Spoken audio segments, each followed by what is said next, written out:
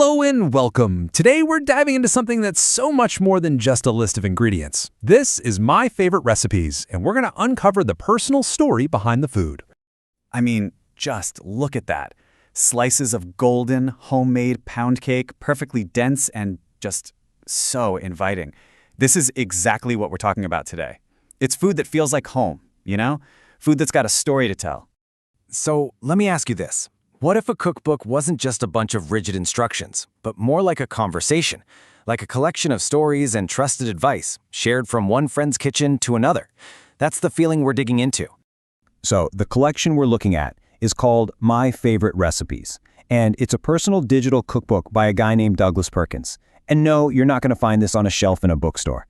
It's way more modern and practical than that, born out of a real love for cooking and for sharing. And you can really see where it comes from with this quote from the author himself. He keeps it on his phone for shopping and for cooking, which just makes so much sense. It's a cookbook built for how we live right now. Digital, easy to get to, and always right there in your pocket. Well, as long as you don't drop it in the batter.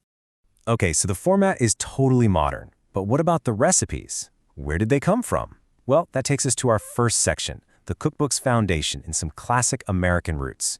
So Perkins actually mentions that a lot of his recipes are his own takes on stuff from the iconic Fannie Farmer cookbook, specifically the 1965 edition. And right away, that tells you everything you need to know about the style. We're talking time-tested, super reliable, comforting American home cooking. And here are two perfect examples of that vibe. You've got classic chocolate chip cookies on one side and this incredible cornbread on the other. Nothing here is fussy or complicated, right? This is the kind of stuff that's just the backbone of good home baking. But it's not just about classic recipes. There's a much deeper layer here, which is what we're getting into next. It's all about tradition. I mean, these recipes are just steeped in memory. Perkins makes it clear that so many of these are family favorites, which gives us this little peek beyond the ingredients and into his family gatherings and holiday traditions. Okay, take this eggnog. For the Perkins family, this isn't just a drink. It's a huge part of their history, a tradition that's been passed down through the years. I love this. He says he got the recipe from his parents, who got it from their parents. I mean, that's a serious stamp of approval. When a family has been using a recipe for decades, you just know it's going to be good. And this is my favorite part. This little detail about his grandmother's pound cake. It's this warm, funny warning that just brings his family to life. You can totally picture people trying to sneak a slice of that cake we saw a minute ago, right? And that kind of personal, welcoming touch is the perfect lead-in to our next section. It's all about making cooking feel like an open invitation for absolutely everyone. The author's goal is super clear from the get-go. He wants his recipes to be, in his words, simple and forgiving. So this isn't about creating some scary, high-pressure masterpiece. It's about giving people the confidence to just get in the kitchen and cook. And he's not just saying that. He actually gives a shout out to anyone who feels scared of cooking. He's like, look, if that's you, start here. Make the apple crisp or make the tacos. He's literally trying to lower that barrier to entry and make it all feel possible. And when you look at the ingredients for the tacos, you totally get why he picked it.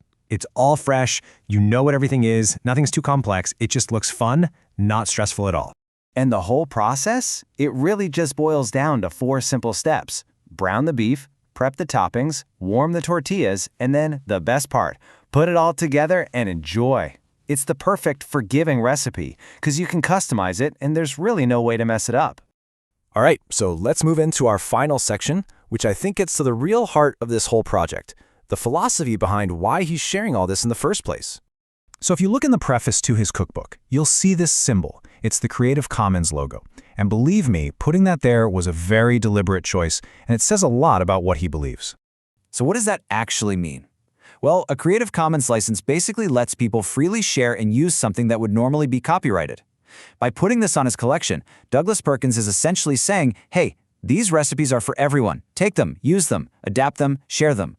And this all stems from his core belief about what a recipe even is. He argues that you can't really copyright a recipe itself, just the specific way it's written down. He literally encourages you to take his recipes, rewrite them in your own words, and make them yours. And really, that's the big, beautiful takeaway here. My Favorite Recipes is so much more than just food. It's this amazing act of preserving family history, not by hiding it away, but by giving it away.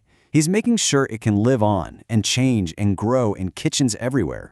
So, to wrap things up, I want to leave you with a question to chew on. What's the favorite recipe in your life?